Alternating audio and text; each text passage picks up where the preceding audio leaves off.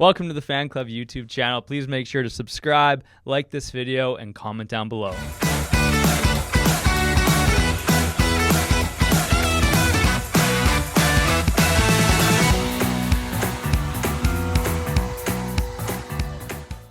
So Lawson, I got a question for you. Yeah. I've kind of picked up on some of your patterns and personality.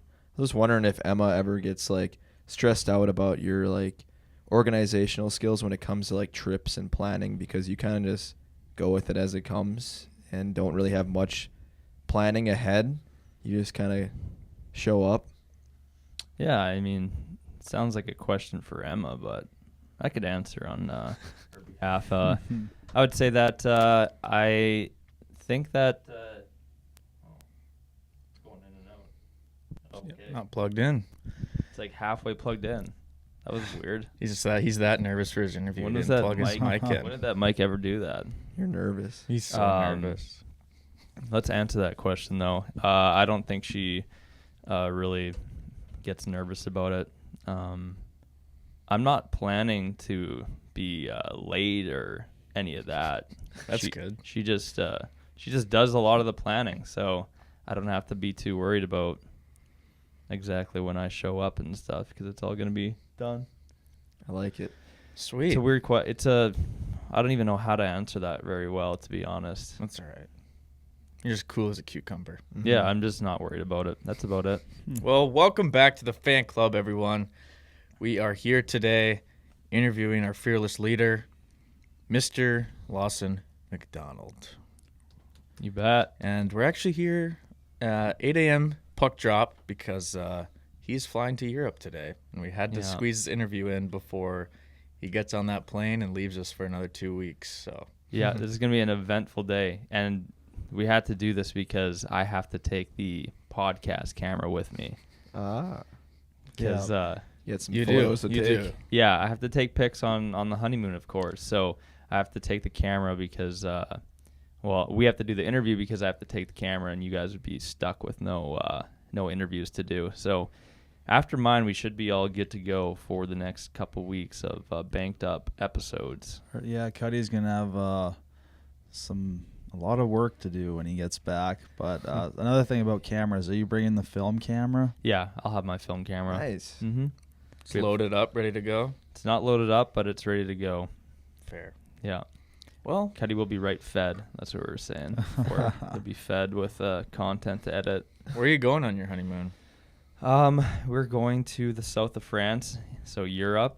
Oui. We're going to be landing in Nice. I was telling Yelly that I've never gone on a plane, taking off in Montreal at 10 p.m. and landing in Nice at 10 a.m., which is going to be really weird. You don't leave North America till 10 p.m. tonight. Wow. Yeah, I think so. Yeah. So you fly there to Montreal, hang out at the airport for a few hours? Yeah, I think so. Nice. We'll see what He has happens. no clue. Yeah. Yeah, 12 hours. When me and Lawson were in LA, like we had to drive on the tarmac to get to our gate. We're staring at all the giant planes. Lawson got to see his first double-decker plane. Yeah. And I'm sure he'll be on one of those massive ones too. Yeah, Yeah, what are you I'm- flying?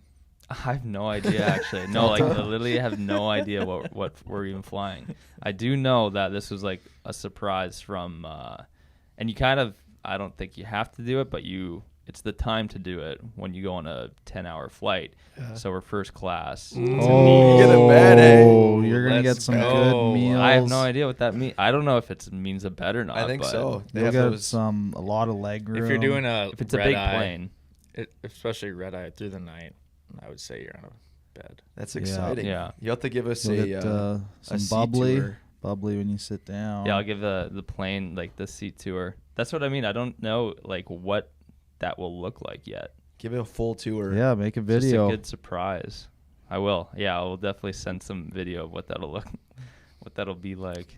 Be cool. Yeah, Lawson was fired up Man, this yeah. morning I'm excited for that. because he said that he's excited to work all 12 hours he's on that plane. I actually was thinking about that because I don't know if I've said this before, but it's really easy to work on a plane because you can't go on your phone. Like there's no distractions. So it's kind of a good time to get so many things done. But the bad thing is it's through the night, so I don't know if I'll pull an all-nighter or not. But there'll be just a lot of time to do little things like editing, little tasks, like organizing my drives. It's funny that you say that because I was gonna bring up how hard this guy battles the flight attendants on planes when every time they walk by, either when it's like taking off or like going on the descent, that you have to put your bag under, no laptops out, and then he goes like when they're walking by, he acts like he's like closing it down and going underneath, and as soon as they walk by, he like goes and brings it back up and goes on it for a little bit longer. Like, wait two till more they minutes, come. 2 more minutes. And he just goes back and forth. I always found that was funny. So now you have a little bit more time. Yeah, I always do that. They I know the hacks to get around them so that they don't get mad at you, but that you can, have your tray down for as long as you want, your laptop out as long as you want. You're a flight attendant's worst nightmare. I never ever put my seatbelt on a plane. Come on. Never. That's the one rule. That legit one rule. But they can't see it because when they come by, and if you bend over, then your like stomach kind of goes over the belt, so they can't. That. They're not gonna wait for you to sit back up, but they just like quick check and walk by, being like they assume that it's on, that I'm just bent over and they can't see the strap. You should tattle on them next time. You're a I could easily make a really good like hack, plane hack video like that. We'll do it on your 10-hour flight. A seat tour and a flight hack.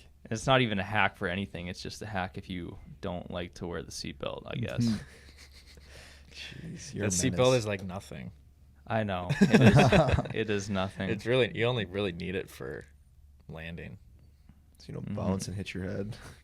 Yeah, it's nothing, but I have heard stories of turbulence where people actually like fly out of their seat. Oh, yeah. So that's my worst nightmare. I'm accepting that if that ever happens, I'll be the one that hits my head on the top of the Then we'll plane. Laugh after this podcast episode. Yeah, that would be funny. Then they'd really yell at you. They wouldn't even help you out. Yeah. No. So did you pack just a carry-on, or are you checking a bag for yourself? I know Emma will definitely check her own bag. We're actually both not checking bags. What? Yeah. Wow. Well, I guess you have to lug it around. You got to lug it around. There's a lot of lugging your bags around. So lugging the luggage. We have a the thing is that we have like a normal carry-on suitcase, and then we have a backpack that's made for traveling. Like, you should see this thing. It's huge. Really? It has like a hiking one? Yeah, like that hiking one, and it's got the buckles and everything, and nice. it's pretty much a full carry-on suitcase on your back and then in your hand. You wear one on your back and one on your front. I only have the other one's up, like, you pull it, so I couldn't do that, but I would if I had two backpack straps. Are you gonna look like a ultra tourist, do you think? Yeah, probably. Oh, yeah. He's gonna have the Lululemon cross strap with the film camera over his neck. Maybe a visor. A map. A map. A map. Well, I'm gonna have to shop there probably because my wardrobe for this trip is just horrible. It's like what I'm wearing now, and really, you don't go out for dinner like this in Europe. No. So I'll look a little silly. Don't really have like a nice button up. Like, I'm thinking like, white buttons down the middle, nice pair of shorts, like you're on vacation. Let but it flow. Every pair of shorts that I have is Vitality, Hockey Guys, and the shirts are like, Dunkin' Donuts and and the stuff that I get sent here. And yeah. I don't know what the rules are in Europe, but this is the last week to wear white in America. If you're a fashion expert. White pants. Really? Mm-hmm. Why? Because the supposed seasons change? Yep. Memorial Day to Labor Day. I did not know that. I've never owned a pair of white pants, so no, me I don't either. know why I know dirty that. too quick. Never would ever probably wear white pants. Who would have thought that it would take you to fly all the way to Europe to upgrade your wardrobe? And I still didn't do it. Make sure you tell everyone that you're Canadian, not American. Yeah, the Euros do like the Canadians. They do like them more. Mm-hmm. And Americans? Yeah. They'll probably judge you if you say you're American. Make sure you got your hands in your pockets. There's a lot of pickpocketers out there. Yeah. Phone and wallet has to be in the front pockets. Yeah, make sure you're always aware. Yeah. Watch out for little kids running by you. Those are the ones that get you. Though they have the hacks, like the the strategies to make you think that they're trying to like kick me the soccer ball, and then you do that. Oh, and then- yeah. right, and then like you think you're doing it, and then when you go to pick it up, they're like, uncle is there in your back pocket taking your phone out. Exactly. Come on, the uncle. It's always Exactly. the uncle. If you see a soccer ball, just kick it as hard as and far as you can. Yeah, Yeah, that is just actually kick it right in funny. his head. It's a strategy, hey. I'm curious. Here's I'm your gonna be ball. so aware that it's gonna be kind of fun to see if anyone can actually get me, but I'm gonna be so aware of like thinking about You is sh- this we a sh- hack? Is this a trick? We Is should have this a kept the trick? dummy phone. Yeah. Yeah. That'd been Oh, funny. that would have That been, would've been good. funny. Just to see if he could get it pickpocketed. Just have it like hanging hanging out. halfway Yeah. out the pocket. Just a busted up dummy And they'd phone. be so pissed. Yeah. So how much content do you plan on doing over there between you and Emma? You plan on filming a lot? Yeah, I think I'll film every day, just like iPhone stuff, maybe. Like vlogs and Yeah. whatnot? I think I'll document every day, and then whether I want to just save it for a week recap or a clip, like a clip video thing, or maybe it's a daily thing. I don't really know, but I think everything every day will be so interesting that I'll just Mhm. want to film and Yeah. get it on my phone. Be good content. Yeah. Well, Lawson, everyone kind of knows the last couple years of your life, I would say. Those listening, you've been pretty open with your life and showcasing everything. But let's go way back. Back to when you were a bleach blonde-haired kid in Winkler, Manitoba. yeah. Give us the spiel. Quick off the bat would be that I'm from Manitoba, Canada, small town just outside of Winkler. So I never lived in a city. I've always lived on a farm at my parents' house. So never had like the town life. Never really had neighbors. Been always like driving dirt bikes, outside on the yard, doing sports, very country-like, because like the school I even went to in elementary, we had about 20 kids in my class. Throughout K to grade 8, there was 3 girls and like 18 guys. Usually that's how I grew up. So every single recess, every time, everything, it only was playing soccer, playing sports, playing whatever. So I think that kind of really kicked off for me, like some competitiveness. I'm just used to like playing with guys a lot, getting into every single sport because that's all there was to do in a smaller school. And and there was just not as much just to do regardless. You golfed and you had a lot of free time on your hands. So I played instruments, like I played guitar, I took piano lessons, something that my parents, I guess, just wanted me to start doing right from an early age. And that kind of was my early childhood. I have one sister. And yeah, I think that kind of took me to where I started playing hockey was then just through my dad, really, kind of like you guys were. I think he was played in Winkler for the Flyers too. Don't know if you guys knew that or not, but he was I did. he was a Winkler Flyer himself, and that's where he met my mom. I think she actually got hit in the stands with a puck at one of the games that he was playing at. Oh my. That classic story. I don't think it was him that hit her, but I think she got hit in the stands in the head. No. And then wow. he was at the hospital like with her after. I think it was when they first maybe started seeing each other. Dang. And another funny story to that is when her, like my grandma and grandpa, her parents came to watch his game for the first time, he got in a fight and that was like his first impression, just got in a hockey fight. True love story. Yeah, true love story. That is really what kicked off my hockey, is ever since I was a kid, just being on the ice, because he'd take me skating and taught me everything growing up. And for me, there was really nothing crazy of a hockey journey. It was really, really simple, just playing in the hometown AA teams, AAA teams. And yeah, that's kind of like the really early years of myself. Yeah, you did something kind of rare, which you stayed in Winkler for junior hockey. You're the hometown kid. What was that experience like? I know you started pretty early playing for the Flyers, and you left a year early, but I know when we were around, or when I was playing there too, that you were definitely a fan favorite just because hometown boy, one of the better players, and people definitely like that. I think I was also a fan favorite because my dad was a fan favorite too. So there was the second generation of that, like those older Flyers fans knew who my dad was, or they watched him, so they're a little maybe more excited to see like the son come in and play as well. But I think the funny story to why I even played in Winkler in the first place is that I never wanted to move away from home, or that idea like really scared me. I in like bantam years, and when I was 13 or 14, I didn't even like going for sleepovers.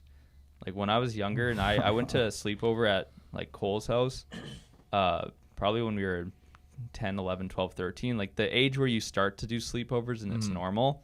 I'd stay up all night, and I'd like call my mom at like 3 a.m. and say I had to go home, and like she had to like come pick me up, because I just couldn't grasp the idea. Like I couldn't fall asleep, and then it was like the scariest thing. It was like, oh my goodness, I'm gonna have to pull an all-nighter now. Like I can't go to bed. So that was kind of just, I don't know. I just had trouble thinking of like leaving and moving away from home. I couldn't do what Frizz did, that's for sure. That young. Yeah, I don't know.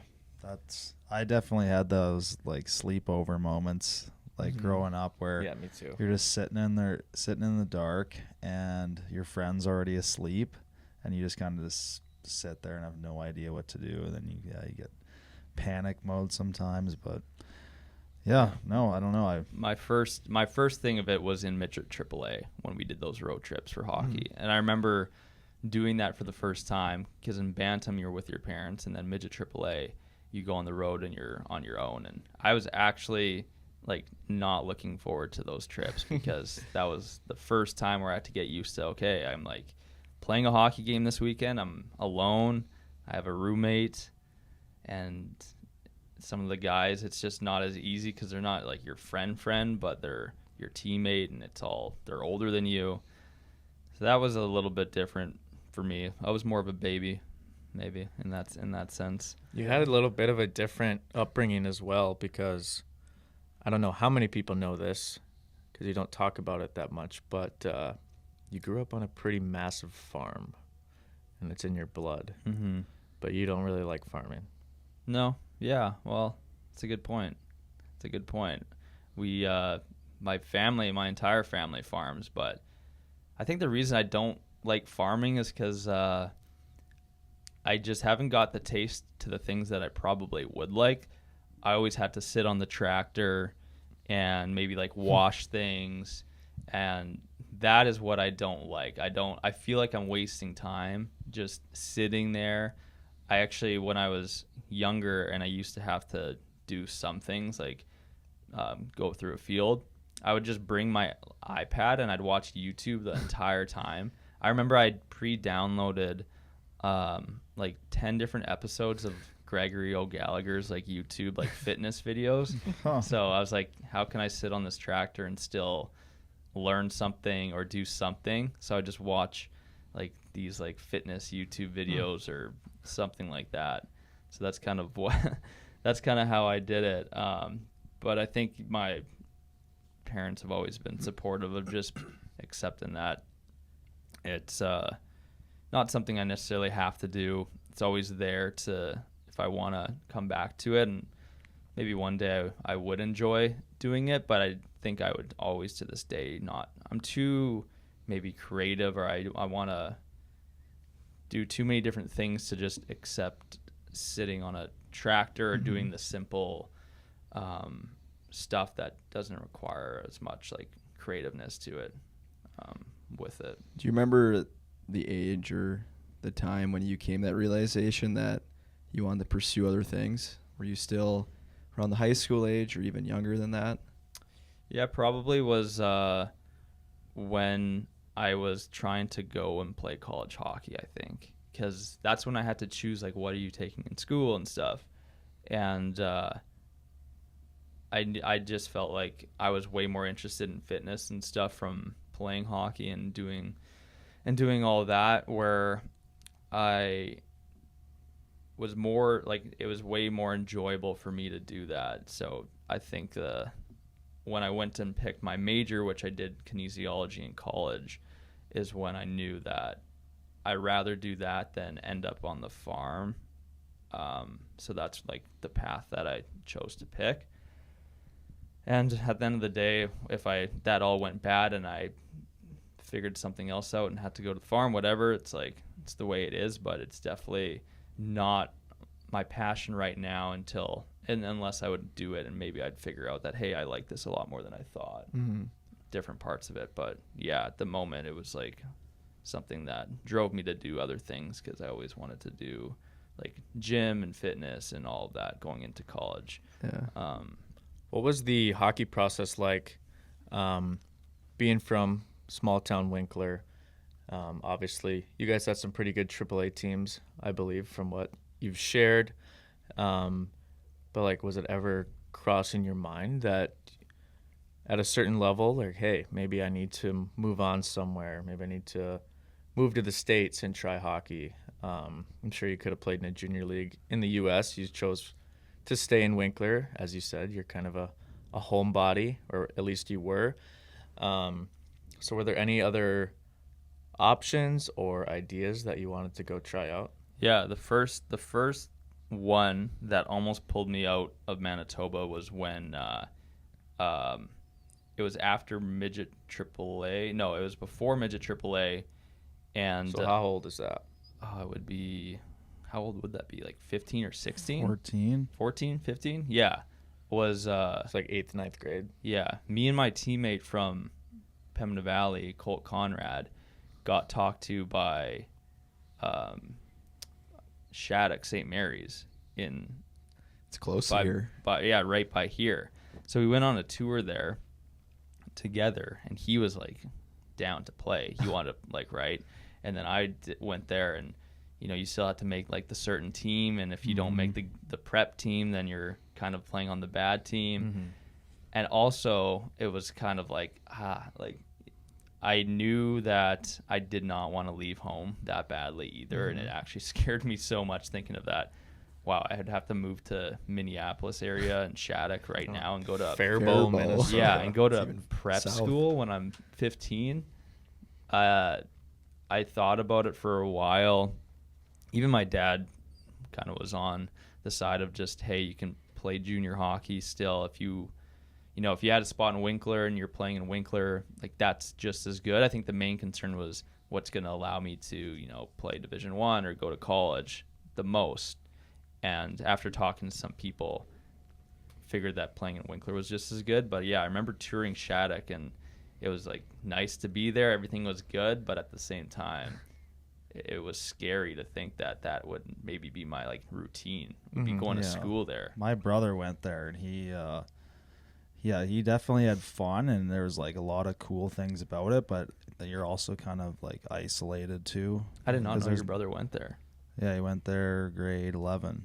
Okay. And because it is just a small town, like there's nothing really around it, and so Pretty sure there's tons of rules at those prep schools. Oh yeah, there is. So you kind of just have to like, you're in your own world basically. So yeah, I guess it's for some people. And it's impressive others. almost that you turned that down because of all the history at that place. Especially, I mean, for a Canadian kid, you see Sidney Crosby going to play at Shattuck. Parise. You see Taves. They all did a year at Shattuck, and everyone's like, wow, this place is crazy. It's amazing. I don't know how good it still is. I'm sure it's still good. Sure, it's still great. But like the history behind it, from a small town Canadian kid, I'd say 99% would be like, heck yeah, if they offer me a spot, I'm going 100%.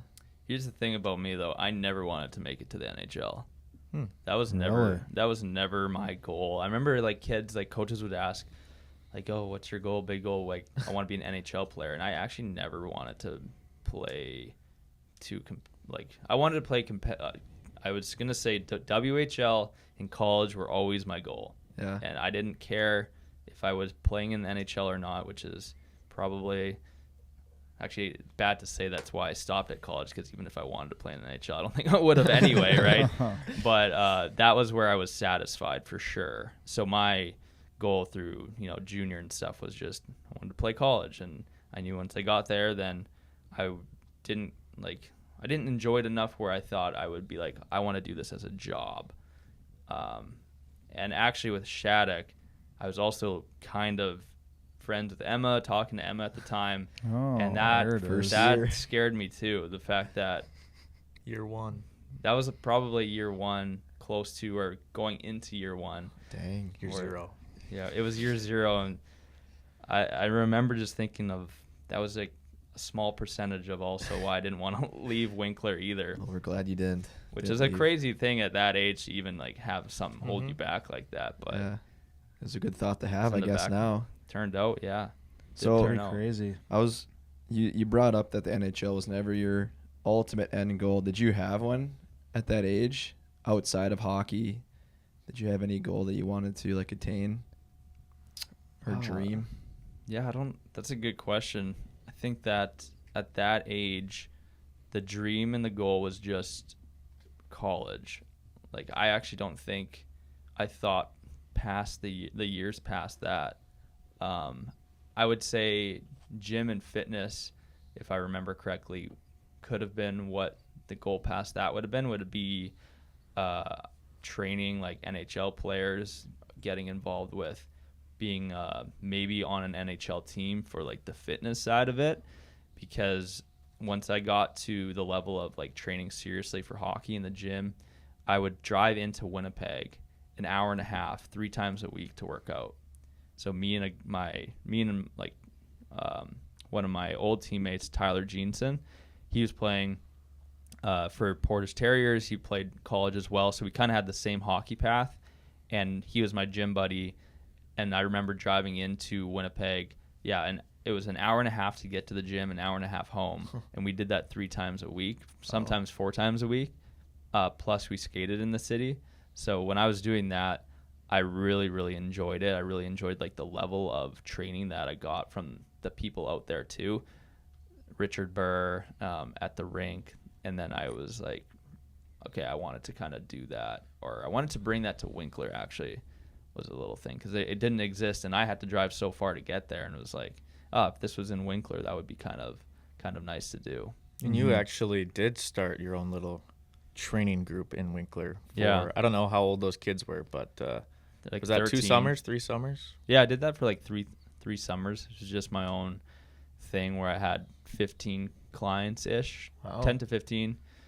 I'd have like 3 or 4 that were in the junior level, 1 guy in the dub, and then there was like a group of 10 that were 14 years old that I did in a group. So this is for workouts or skates? Workouts, just workouts. Yeah, that was where I started the training thing. And I actually trained before that. I'd train my cousins. I would train friends' parents in the Winkler Flyers gym. And I remember I would get up at like 5 to work out with them at 6 before they'd have to go work at like the farm. But Dang, I did really enjoy being in training, like doing that for them in a way, which is why I like actually would wake up that early to go and do that when I was 15 or 16 years old. Was that your first taste of being a leader? Because you're the leader here with THG back then. Was that your first taste of leading something, being the head? Yeah, I would say that was the first time. That was maybe the only time actually where I was confident to talk to people that way too, where I never did that in like a hockey dressing room ever, but in the gym, even in Flyers, when I was like the team's trainer, that's where I felt confident of, I can instruct 10 people through a workout and speak in front of them that way, because I feel like I have like the rights and the knowledge to, in a way where it was a little differently. And yeah, I think you're right, where that probably started off the leadership side of it. Yeah, I think even right when I came into Winkler and we started hanging out, you were actually an assistant captain that year as a 19-year-old. And I remember that you were maybe one of one of 2 or 3 players that would consistently go to the gym after practice. Yeah.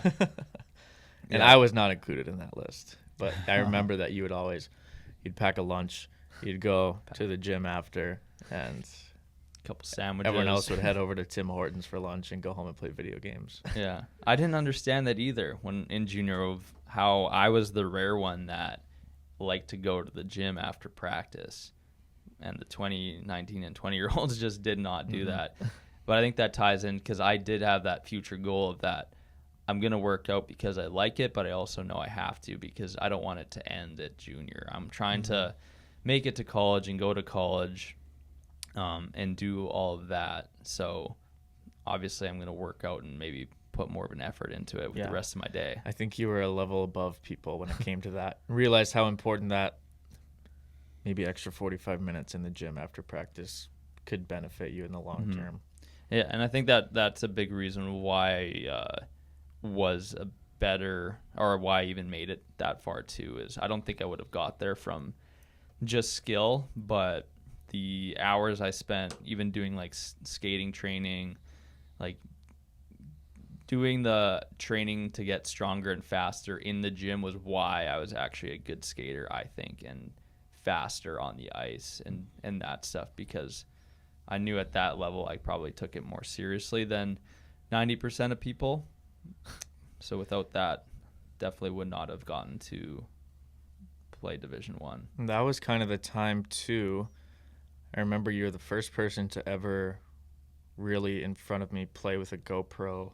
Oh, come on. And hang around and just make Not- maybe not as much as I was gonna say Yelly, not in a game. Okay, Not in I a thought- game, I not thought in you a were going to say a game.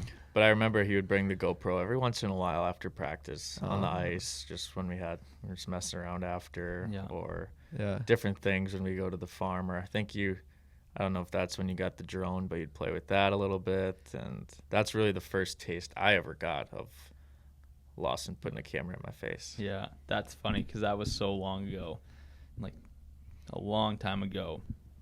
I think the first video I had to make with that thing was because our teammate, like Nico, had a school project and he needed a video to be made. Yeah. So I've brought the GoPro to the rink and then I filmed it for him, and then I had to edit for him, and he got an A. Like he got like an there A on you his go. project.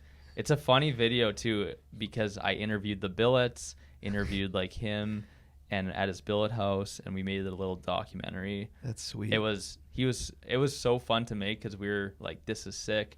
It was him walking onto the ice with like a Pompeii song or something like that.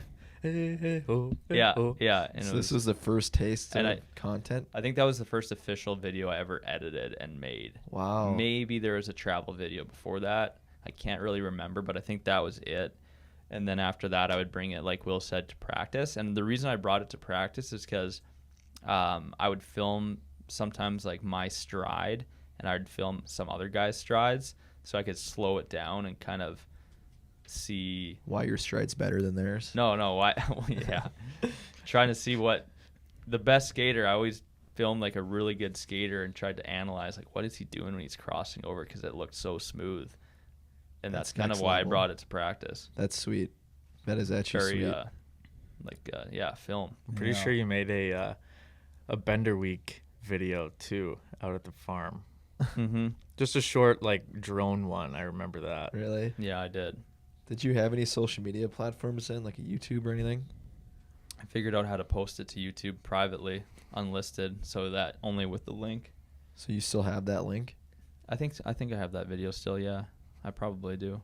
Dang. Might have to resurface that. Yeah, I watched it recently where I think I do have that link for that video. But I have a handful of videos privately made from probably 2016 or 15 Jeez. that I posted on YouTube. Yeah. Dang. Yeah, so this is, I guess, might have been before college or during, but have you had any major injuries playing hockey? Plenty of major injuries. Can't you tell? Oh, I witnessed a really bad Oh, one. I think I I remember didn't you even saying this. Yeah, that one's even like It's that is a bad one, but that's like the low key one too that I forgot about, which is funny. Must have had some even worse ones. It all started. My first big injury all started. Well, I did have a concussion when I was like really young. Before, I think that was even before bantam hockey. Was skating down an ice hill, like it was like a little ice hill down it, and I tried to stop, and it's an angle, right? So then I kept going, hit my head. Oh, Got a concussion, first concussion. Probably the worst one was in 8th grade. We were playing hockey outside, ball hockey. There's this one kid that, well, first off, I'm the only one that plays actual hockey outside of ball hockey in 8th grade, so I was like long shot the best player out there that could do whatever he wanted to do. And there's a guy younger than me that I'd always take the ball away from him. You know, I'd piss him off. I'd love it. Make me feel good. He could never get it from me. So this went on for probably a month or so. Every time we played, I knew I could get under his skin. So one day we were playing outside. Is this during school? Yeah, during school. Okay. Yeah, during like recess. So I have never heard of anyone play ball hockey at recess. So yeah, that's sweet. We did. That's Canadian for you. I've never heard that either. Well, we had like they would give us the plastic sticks. It was like a wooden. We played in gym class a wooden with those stick. crap sticks. I know what you're talking about. And the plastic blade. Bend the So every now and then, like rubber. Yeah, Almost. every now and then they'd give them out for recess. And so the one day playing, and I think I got the ball from him, and then he was ahead of me running, and I was behind him. I don't think any of us had the ball even either. And he takes a stick, and he goes like that backwards because he knew I was behind him, and he hits me right in the teeth.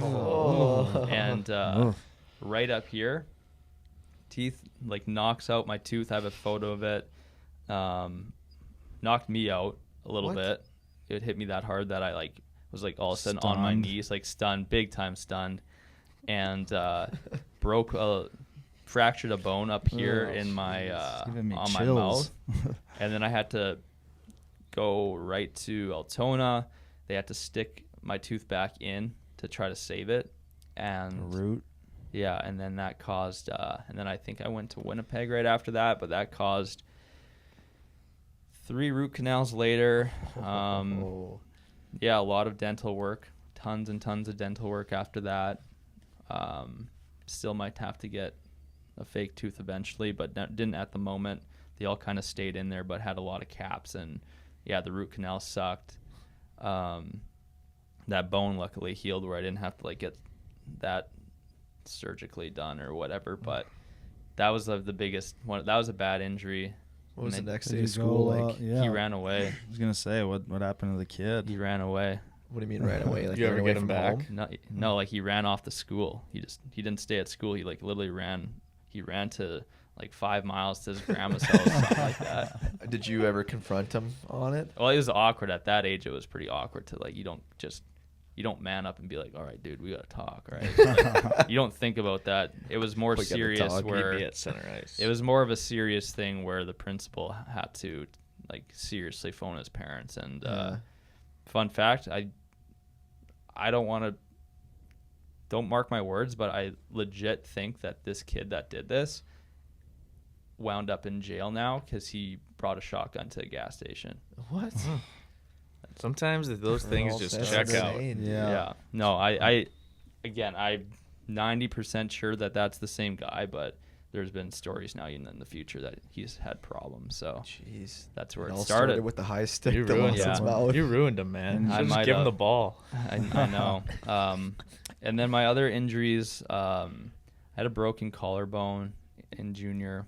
Was my first junior injury. That was pretty bad. Was it from a hit? I got hit into the net, so I got hit into the post where I fell forward into the post, Oh yeah. and then my collarbone hit the post.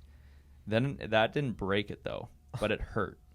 And a couple days after, tried doing some push-ups. Couldn't really do a push-up because it hurt. But there was the showcase in Winnipeg, and this was my first year junior hockey, and I had tried out for the U17 like under Team Canada team. Mm-hmm. And actually my goal was like I wanted to play for a Team Canada team really badly. So I really wanted to play in the showcase because I knew that they were still scouting kids during the first few games of junior. So I went to go play in the showcase, collarbone hurt, playing against OCN. The first time I got hit, it broke right away. So it was kind of pre-fractured, and then I got hit into the boards. And then as soon as that happened, I was like, You knew? I knew right away. I was like, that did something that made everything. I couldn't feel it, didn't hurt that bad, but I knew that it was messed up, that I couldn't like move it too much. So that led to actually no surgery, but it was because the alignment was pretty decent. So they said that I didn't need surgery for it. But I remember driving home after that with my dad from the rink, because it was at the rink in Winnipeg, and then we had to drive to the hospital, and I was just crying because I was so mad that I knew that meant like I was done for Team Canada, was not going to make the team. Like there's no shot. I couldn't even play in it. So I was really bummed out about that. And then I actually ended up needing surgery for it because like it was like may or may not have been because I stepped down, like I missed steps sometimes, like walking down the stairs, and I legit like I'd bump, like I'd drop too much, and then it like hurt so bad. It was like shoot. Man. And I was scared that I did something to it. I couldn't really tell. Low-key Emma too, one time I think she even it had been after a while, like I was fine, I wasn't like in pain, but I think she like may have pushed me a little bit, and then that hurt it too. I was like, don't do that. And then turns out I went to the hospital for another checkup, and they're like, yeah, it got misaligned, so we need to plate it now. So that's how I got collarbone surgery. Jeez. Which is probably a good thing that I got plated now, because it's stuck there forever and it's good to go. But yeah, that was the most major thing that happened. And then I got another concussion in junior, where I got knocked, like I didn't remember anything. Apparently I went into the dressing room for like the third period, and I was asking the scratches why they weren't playing tonight. I was like, why aren't you guys playing? And they rub it in their face. Thanks, Lawson. Yeah. And then all of a sudden I woke up in the hospital, and they were telling me all this, and I don't remember a single thing. That's crazy. The drive was an hour as well. Don't remember playing the game. Don't remember warm up. This the whole time. Listening to Kygo. Yeah. I went back into the room, got undressed. I think the coach and the team knew that I was out of it. And then I got driven all the way to Brandon from Verdun. Don't remember a single thing about the drive. And then I woke up at middle of the night I didn't wake up. My memory came back then, and that's where I was. Dang. Band-Aid. You were a Band-Aid. Yeah. Let's get off the injury talk. Yeah. Sorry. Coming out. Sorry. No, there was the one, my first year in Winkler, when in preseason, when the guy just two-handed you right in the face for no reason. Is that when you got knocked out? Bad. That was another bad one. That was bad. Same thing. We were actually all supposed to go to Lawson's for like a fire or like a barn party, because it was still preseason after that game. Obviously that got canceled because he had to go to the hospital. But I was disappointed about that one. That's when I had to get. That was the first time I got plastic surgery, technically. Did you ever kind of question if you want to continue playing hockey with all these rather major injuries? Knew I loved it still. Let's talk a little bit about your D1 days. How did that come through? I know, it was that year in Winkler when we played together, when you were kind of weighing options. Some opportunities were coming to you, and I remember the day when you committed to Omaha, and everyone was pretty fired up. We were going on a road trip, and it was like this first time that I think you're the only D1 commit at that time on the team. Maybe Juby, but what was that whole experience like, and get into your 2 years in Omaha? Well, yeah, I also wanted to hear if there's other offers or anything that went into it too. It was kind of a long process that, like I said, that was like the main goal that through junior, when I got so mad that we lost, whatever, and I was always so hard on myself, is because I would play games, and if I played bad and then I'd hear there was a scout from a school, I'd get so mad because that, like, I'd be like, I just ruined my chances. So it started when in like the showcase in my 18-year-old year, actually, or 19-year-old year, and then quickly went to Clarkson for a tour. So official visit. Thought that I was going to commit there. Went for an official visit there. State is Clarkson? New York. New York. And then come back home. No calls, no follow-ups, nothing like that. Which is rare after an official visit when they invite you. You're like, usually they come back with something. Must have smelled. Not even I don't a know, thank you. man. Like, I don't actually know what happened. I talked to the coach. And then come back, and nothing. So I was bummed about that. And then when the Omaha thing came around, I went on a official visit there, and I actually went on an official visit when I was 16 too. Wow. I went to Omaha on an official visit when Dean Blaze was the coach, and in my first year, it might have been 16 or 17, but it was to commit as a true freshman. Dang. And that was, I remember going there. That was when Jake Gensel was playing there. At the moment, I don't even know if it meant I would have played with him or not. But we went to it was an old Baxter, or the old arena that they used to play at Creighton. And that was like kind of scary, because at the same time I was like, geez, like, I don't know if I could actually play here next year too. Mm-hmm. I was like, I get that I'm younger in this league, but if I would have to play in Omaha, I was like, I don't know if I could actually do it. So that ended up falling through. Doesn't kind like of meant sleepovers. to be. And I don't like sleepovers. So that actually ended up falling through. A couple years went by. They got a new coaching staff, and the same team, Omaha, came to watch Showcase, reached out to me, and I went on another official visit there when they had the new rink. And then they pretty much just asked if gave me an offer. And then at the time I had Cornell as well that also gave me an offer. It's kind of like, that was probably the hardest decision of my life, like, easily. It was something that I debated a very long time, because I didn't know what was going to be. There's so different paths. Yeah. And I didn't really know what was the best one to pick, because I knew it was one decision that I knew would change my life. I wouldn't be here, wouldn't be with Emma, wouldn't be, like, I bet all that could have unfolded. You'd be on Wall Street. Yeah. I could be. I literally could. Like, I didn't know something. what I would be doing. Like, everything could have changed. And that, I debated that for a long time. I ended up choosing Omaha, though, because I always wanted to play at the Ralph. They had more for, like, exercise science, and then also it's closer. Tristan Keck, which was an old teammate, was playing there, and I knew they're, like, program-wise, they're better than Cornell, with the facilities and everything that they just had was, like, brand new, in the conference. So I did end up choosing that. I actually thought it was I was debating the decision even after I chose it. I was Really? like, oh my goodness, what have I done? I don't know if I didn't feel right. It actually did not feel right, which was scary, but there's no going back. So that's how I made the jump to go there. And I played for Omaha for 2 years then. Got to live out my biggest dream that I always had, that college goal. And I think I have to say, when I was there, I didn't have a goal to play anywhere else. Didn't have a goal to play in the NHL. It was fine. I knew that after my 4 years I'd be done, because like I said, I had made it there, and I felt that it was good, and I was focusing more on school and getting the education at that point. But I have to say the coolest moment was when I got to play at the Ralph the first time. The Ralph is University of North Dakota's rink, which is easily the closest rink to your hometown. Yeah. Did you have the whole family there at the game? Yeah. There's probably 40 people from Manitoba.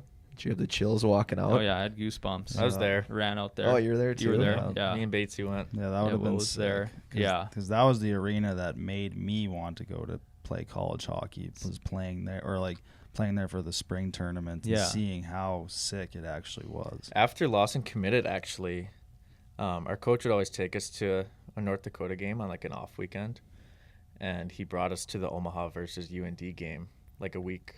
I don't know, I guess, how long it was after you committed. Mm-hmm. And So we spent the day in Grand Forks, toured the Ralph and everything, and Lawson's like, "Yeah, I'm gonna play here next year." Like, that's pretty sick. Yeah. Yeah, And we're secretly cheering for Omaha, Yeah. North Dakota. like Frizz said, that was why I wanted to play there, because I grew up going to those games, and that felt like the coolest thing ever, playing a game there. And it definitely was, and we won that first night, Really? which was rare. Which was rare for Omaha to Yeah. come in and beat North Dakota. But I remember getting actually a decent amount of ice time, and then Heck yeah. we won. And after that, there was like a full mob of people in the hotel that walked through to get to they were cheering and to get to our post game meal, Wow. which was in the top 2 of my favorite hockey moments. Nice. The other one would be just winning that conference with you guys. WIAC. It was comparable. So then what happened after year 2? Yeah. That's kind of probably what a lot of people know about, is that kind of kick-started the whole, when I say it started like the start of the content journey, it was that the tail end of Omaha, I really enjoyed more so making videos, and I had the idea to start making videos. So at the end of my sophomore year, we had team meetings at the rink, year-end meetings with the coach. Season just ended. Played a handful of games that year, close to every game. Thought it was like fine, good to go. Had a list on my phone of notes that I had talked to my dad about, and we wrote a list of, okay, what am I going to talk to the coach about in this meeting? What am I trying to ask about to get better, blah, blah, blah. And I go into the meeting, and I just sit down, and I say, like, whatever, can I pull up I'm just going to pull up my phone because I got some things on here to talk about. He goes, like, yeah, sure, like, but he's not very good at bringing things like this up. It's awkward. He's a little bit awkward, and he just goes something like, we're decided like we don't have a spot for you anymore. You're not coming back here. Wow. Pretty much. Definitely, I can't remember what it felt like to hear that, but it was the biggest like shock of like, is he actually serious? Like, did that actually just happen? Because I never thought I'd be leaving Omaha. Well, yeah, that's what like when you commit to a school and you go to the school, like that's the whole thing. Like, you're there. You don't need to worry about a trade or unless you really mess up getting cut. But yeah, that would have been, jeez. Mm-hmm. So yeah, he said, and Oof. Jeez. I mean, That Yeah. blows, man. so I clicked my phone notes off. we should all we not should getting all power play go time? shake that coach's hand and say thank you. Yeah, we should all go Send him shake- a letter. Thanks for. Yeah. Whatever. Yeah. So he gave me the talk of bringing in new people, like excuse here, whatever the reasonings were. You're just staring at him. And I think actually when he said that, I can only imagine how hard it was there's 3 coaches in the room, everyone, but he was the one having to lead the way. He was the head coach. I think I started crying right there in the room too. It was such a big shock that this 20-year-old college player just sitting across from him just was like, I remember crying. I remember actually taking his handkerchief or towel or something to I legit remember like I remember taking something off his desk or some kind of like thing that he had to like wipe my tears and blow my nose, and Dang. This is mine now. and he didn't want it back. Actually, I was like, Keep I it. just Thanks. kept it. So I walked out of there. Yeah, that was just crazy. That was that was the biggest, like, craziest thing that's probably ever happened. Yeah. So what were the next few months like? The next few months were What? So was this right after the season? yeah. So you finished the school year there, Yeah. and then it was like, what's next? The next thing was just trying to find out where to go play hockey next, really. It was trying to find another D1 school to transfer to. Only thing that came up was Alaska. Thought about that for a while. That was also a very hard decision, too. Debated that. Talked to D3 schools. Had a handful that were talking to me. And at the end of the day, that's when I just talked to Batesy and talked to you and felt like weighed the decision of you guys and Manitoba, University of Manitoba. that was the weighing thing, and I actually toured U of M, and from that tour, I felt like I didn't really want to go there. Oh yeah, no. And Boring. and I was like, okay, I actually really think that the last 2 years of my college career playing with Will, which was a top favorite teammate I've ever played with, and then Batesy, and the things that those guys said about UWS was really intriguing, and it was closer to home, relatively cheap, didn't have to travel with Alaska and do all the craziness of that. And why would I play for Alaska if my goal wasn't to play in the whatever anyway? So it was just that decision of I wanted to have fun and hopefully be on a winning team. That's pretty impressive, because I think a lot of people who get cut from D1, I've had a handful of friends who got cut from D1, maybe on bad luck, but it's kind of like almost an ego thing, where it's like, I deserve to be D1. Like, I'm here. Like, I did it. Why would I ever go D3? Like, that's such a step down. And they would just be like, I'll go to literally any school, whether it's Alaska or somewhere worse than Alaska. Like, it's just that, I don't know if it's an ego thing or it's like, I deserve to be D1. And if I go D3, it's almost like I failed. But the fact that you had that goal and you didn't really care about, like, you just wanted to enjoy your last 2 years of playing hockey, I think that shows a lot about you. Yeah, I think I get what you mean, though, by the ego thing. I think there was that, and that's why Alaska maybe was hard. And I think that was the only reason why I was trying to convince myself that I should go to Alaska, because I think that's where the ego thing came in, of that, because you can say you're still playing D1 like that. That was actually a weighing in factor, which shouldn't have been anything to it. But I think, you're right. A lot of people try to go anywhere just because it is D1, when at the end of the day, it's not going to make a difference. And to be honest, I could care less to tell someone now, right, that I played D1. It really doesn't matter. It's funny now. Like, at the end of the day, when you're done playing college hockey, it has no matter to it, and no one cares. Yeah, I will say we have about a 10-minute cutoff here, so we're gonna fire these out. We can go a quick. little bit longer. Okay, but so obviously when you got to UWS, you started ramping up your filming from TikToks to YouTube and stuff like that. Did you feel like, I mean, I guess it ended up being like this, but did you feel like having the guys around you and having a little bit more freedom helped make you film a lot more and kind of get into it more? Yeah, I think the being in the D3 and having you guys there, not in the cocky way, but I felt like I was more of someone that wasn't scared of people's opinion and judgment, because I'm not now like this guy in D1 that has these NHL players that are trying to go to the NHL and they're hardos and they're like all strict about whether I bring a camera in the room, because I had the idea then. I was just way too scared to make it come to happen. But when I was here, you guys are going to let me do things. Maybe I can get away with a little bit more because I'm more of a leader in D3 on the team. I'm older. First of all, I'm a junior, not a freshman anymore. And I can set more of an example of like doing something like that. So that helped a lot. And that was why I just wanted to start and do it.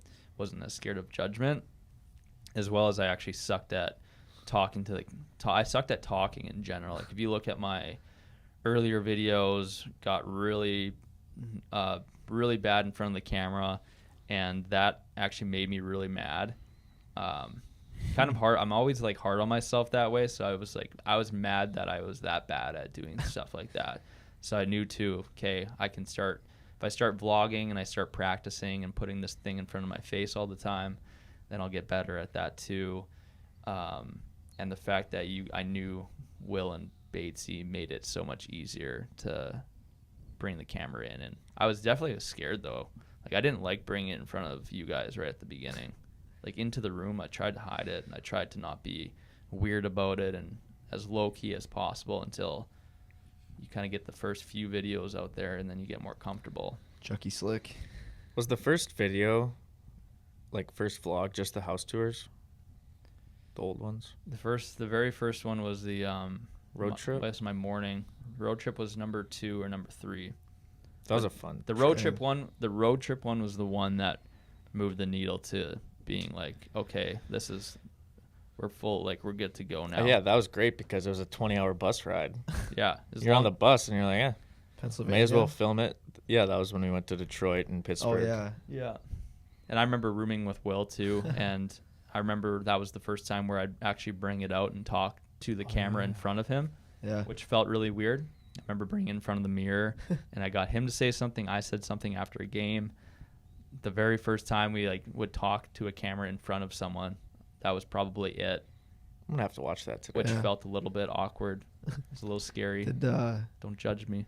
Did you have any goals when you first came to Superior and dove deeper into making content? Did you have any goals where you wanted to take it? I think that the goal was really just to I think like a number goal was like 100,000 subscribers. Like I wanted a YouTube plaque. I don't know if there's a true goal besides in general become get a bunch of followers or try to do this full time, something like that. In general though, I was enjoying the fact that I could just make content and that I had at the time 1,000 subscribers, and then I was enjoying it that I could do it and have 5,000 and then 10,000. So it was just enjoying it along the way that I could do that for a group of people, and it was enough to make me want to continue to do it without having to have a huge end goal, because I really did like to do it, and the fact that people could watch meant that I could do it for a valid reason, I guess. And so when the hockey guys started, would you say when you were playing and at the rink, your mind was somewhere else perhaps? Yes, definitely. Bit of a editing addiction. So that was been your senior year, Yelly and I junior year, and Frizz's sophomore year, which was also the COVID year. Yeah, definitely senior year. Senior year was when I knew I was done hockey because at the time the THC stuff started and everything, then I would go to the rink on the bus. I would edit on the way to the game, or I'd listen to a podcast that had to do with content, whatever. And by the time I was done the ice, I was just looking forward to get back on the bus so that I could work back on a video or do something like that. Come on, Riff, let's speed this game up. I was more excited for the side of that. After the game, I could check my phone or see a video that we posted, how it was doing, and all of that than I was for playing the game. You probably loved the away games on Saturday night, so we didn't get to go out after. You just got to go on the bus all the way home, and then it was right to bed and wake up, get back at it. I still enjoyed. I enjoyed still that other side of hockey and doing that with you guys, but yeah, I definitely did not look forward to playing as much anymore. I knew my passion was just this is going well. The ball, because I finally, after a year, it took a year to get the ball rolling with something. So when I finally had the ball rolling, it was that I just put a year of learning how to edit, watching YouTube videos, teaching myself how do I do all these things, and then senior year when the ball was finally rolling, there was nothing that I would do everything. Because I remember thinking the first year, if I had the ball rolling, that's the goal. And once that happened, I would do anything to keep it going. So once I was all right, I did it. I finally have something rolling. I would wake up at 6 a.m. I would do anything. I would edit till 2, whatever it was on the bus, because that was what I had been trying to do for so long. And it was really fun. It was no friction. It was just true enjoyment. Got to get up early to do it. It was just really cool to finally have people watching stuff. Yeah, and then you graduated UWS and decided to take your master's just across the bridge in Duluth. Why? Yeah, you guys probably know why. Why. Some part of the why at least was it was actually a main reason, and every year this has happened, is just the scary reason of is it every year you got to make a decision here of what's going to happen next. Are you going to be, I'm done college, you guys are still playing, am I going to be going home? Am I leaving? Am I going somewhere else? How does this continue? So I was trying to think of ways that I could do what I wanted to do in Gotta life. beat the system. Yeah, and try to figure out how can we. I just saw so much potential with what you guys were going into your senior year, with the hockey guys and stuff, and I tried to just find a way that would make sense for me to stick around.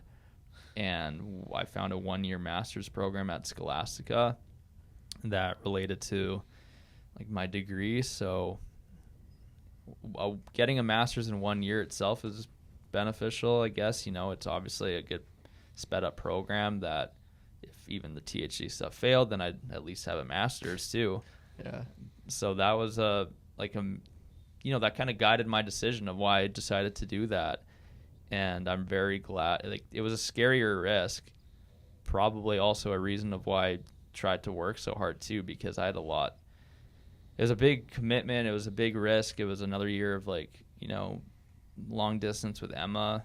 And to me, that type of a fire, that type of a commitment makes me be like, I have no other option than to put everything I have into this, because I just threw everything on the line. So if I'm going to do a half job on THG now, it was just a waste in general. So I think that to me was a big reason why I did the Masters, and why I tried so hard to do whatever we can to make the hockey guys a thing. Why I care so much, why I get mad at you and stuff. Did you do you have any uncertainty in that post or that Masters year? Yeah, for sure. Definitely, especially at the end when you guys were graduating. That was a hard That summer. was the scariest part of the whole entire thing, was near the end of. Definitely.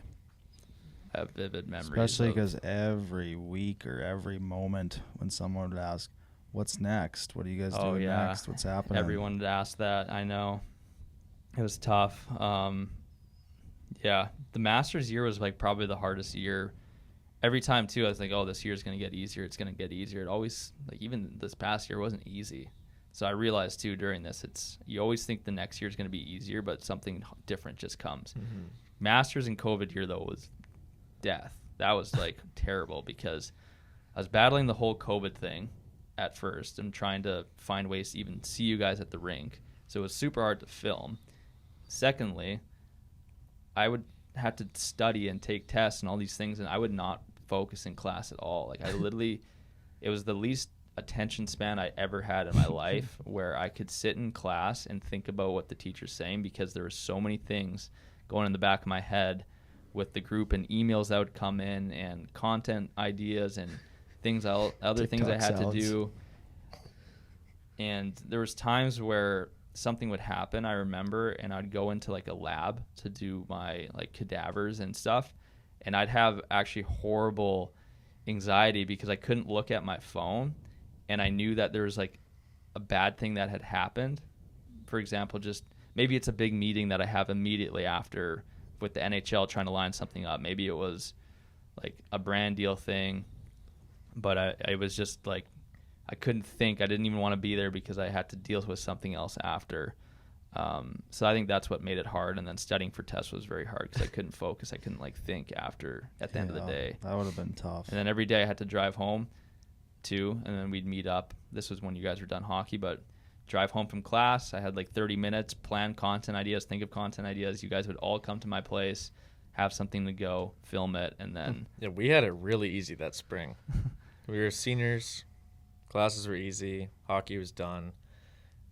And then you were still taking your masters, and you were just nonstop grinding. And then we would all meet up, and it'd be yeah, just another great day. Well, I honestly don't think most of us noticed how hard you were actually working. We kind of heard or saw if you'd post a video or some stories about how long your day was and how busy you were, but not the actual true effects of what was going on. Yeah. I mean, I don't know what you guys thought maybe at the end of the day, but Yeah, I don't know. I That think spring is when I think all of our real passion and love for it really came. Mm-hmm.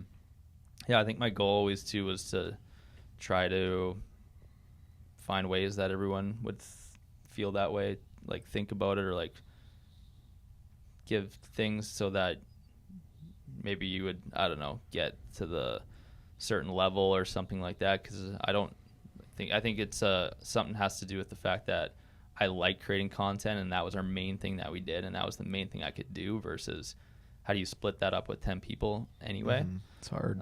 So trying to find what can Yelly do that he could really fall in love with, and so on. It's funny you say that, since we still have those meetings. Yeah, like yesterday. Like yesterday we had one. Yeah. We just talk about different avenues that someone wants to go, continuing to keep it fun but productive. And it's crazy how much it has changed since that spring.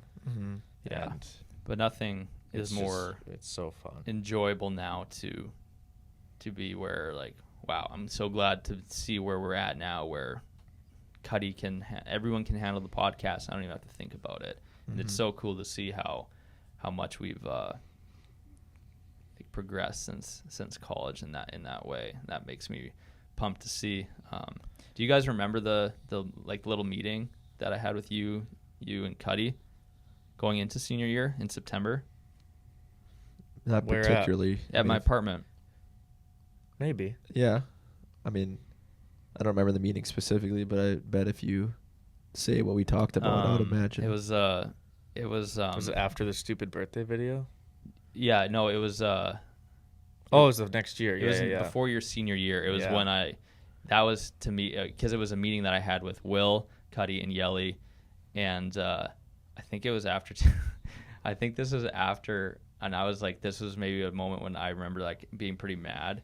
It was when we were trying to meet at Barker's, and I think like Cuddy like didn't show up, or like he did something, or what, he was probably at like Aces or something, and he didn't come or something like that. I don't want to throw Cuddy on the bus if that was the reason or not. I don't know. He might have maybe even just came late, but I was like, dude, like, we're committed to coming here. Like, what are you doing?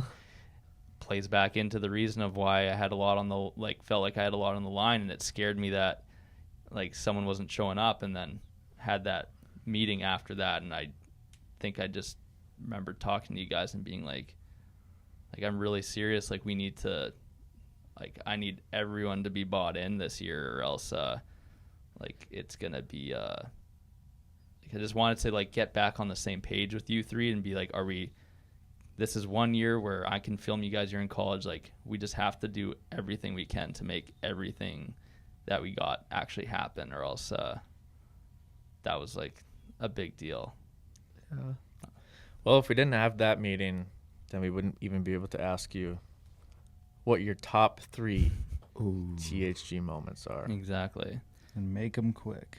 Yeah, you're right. You got a flight to catch. I know, It's but 9:20. Yeah, I'd dude, like you're to- 6 minutes past your cutoff time that you pushed back already.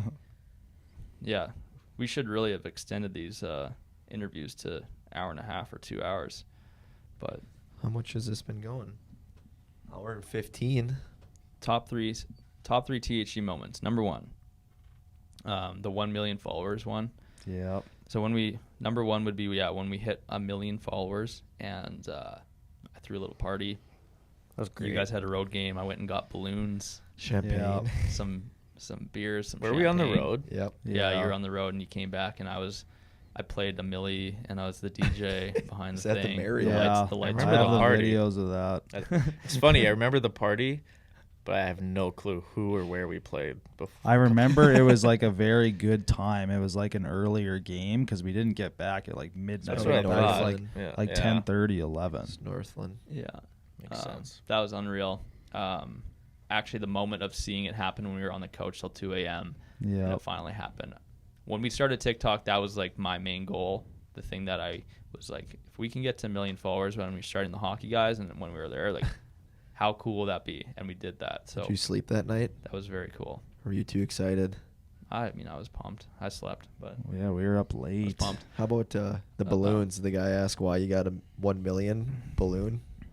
No, you said You must be turning pretty old. Just kidding. It's a dumb joke.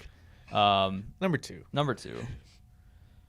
Actually, I think that right in the beginning of when we were doing the first 10 to 20 videos was one of my favorite moments of like the group's era. It was really fun. It was just very exciting, very new. We go on TikTok live, and those memories itself were a very, very fun time. Shaving Cuddy's mustache on live. We'd post the That was at our kitchen table. Everyone would go to the comments for the next Yeah. hour as soon as the video was up. It's and just so everyone would much fun. flow through the comments. Most of the lives were on Cuddy's bed too. Mhm. We Yeah. always did it in Cuddy's room. Yeah. So that was just so much fun. That's when we got to 1,000 like people. plus 1,000 plus. Mm-hmm. And then I think number 3 is spring break tour, but specifically the moment when we were on that shuttle going to the Islanders rink. Because in New York, it was very fun, and maybe even after the game going back to the New York City from Long Island after that first game, to me was the peak of that trip, where it felt very like it was a memory that stuck more of like that because there was like more feelings and Yeah, I excitement remember the in feeling that. after for It was sure. the first Was- game, right?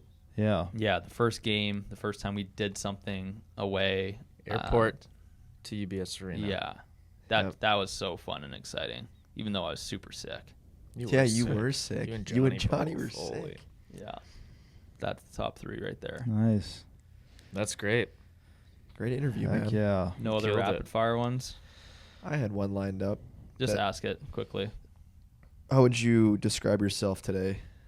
Oh my, that's not a quick answer. Do it as quick as you can, because it's a lot different than how you describe your childhood, I'd imagine.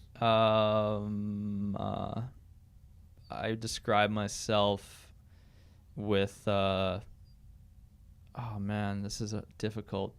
His legs started shaking. I know, he's going crazy. I'm trying to think. It's my thinking thing. Probably more passionate than I was as a kid. I think now I enjoy learning more than I ever have, and I enjoy uncomfortable and challenging and doing hard things more than I was a kid. So I don't know. I think I just describe myself with those qualities, and just caring more about business and doing things that I enjoy doing in life that make me happy. But Nice. Nice, good answer. it's not a good way to describe myself. Those are just the thoughts that came out. Good job. Thanks. I like it. Thank you. I would Yeah. agree. Okay. A husband Yeah. PSA. that's late for his Yeah. flight to Nice. Everyone already knows you are recently married. You're about to go on your honeymoon, and we're super excited for you because it might be literally a lifetime memory trip, or it will be 100%, especially you've never been to Europe. So yeah, let's get you on your flight, man. Let's do it. Well, Yep. thank you guys for the interview, and it was a lot of fun. Could have talked for longer, but it's all good. Yep. Next time. Next In time. true Lawson fashion, we squeezed an interview in right before he has to go to the airport. We'll definitely do a honeymoon recap episode. I think that'd be Yeah, some pretty cool definitely. stories. I think we'll bring Emma in for that one. Yeah. Yeah, that'd be fun. If you guys want to. Let's do it. We want to ask her about how you are as a travel companion. Yeah. Yes. Look at, he's out of here. Look at, he's out. Have a good flight, buddy. Enjoy Europe. See you, Lawson. Grab that camera though, buddy. Yeah. Bye-bye. Sign us out, Lawson. You can grab it when you come back. He's gone. All right. Well, yeah. Good job, fellers. Mm-hmm. Well, let's go parties. Go on. The boss is gone. We're free. We're hitting the golf course. And thank you all for listening. Hope you enjoyed this little series of all of our personal interviews. that's it, hey? Mhm. That was 5 of 5. Wow. And I think that I know we had a lot of fun doing it, diving a little deeper. We don't really center people out too often, so it's nice to let everyone share their full story, have some fun with it, and yeah, thanks so much for listening. Be sure to like, comment, subscribe, share with a friend. And if you need to learn more about Lawson, shoot him a DM. He's very good at getting back to you. But maybe wait a little bit because he's on his honeymoon. Let him enjoy it. Thank you again. And Lozzie, he's gone. Cuddy's gone. Someone sign us out. Peace. Adios. See ya.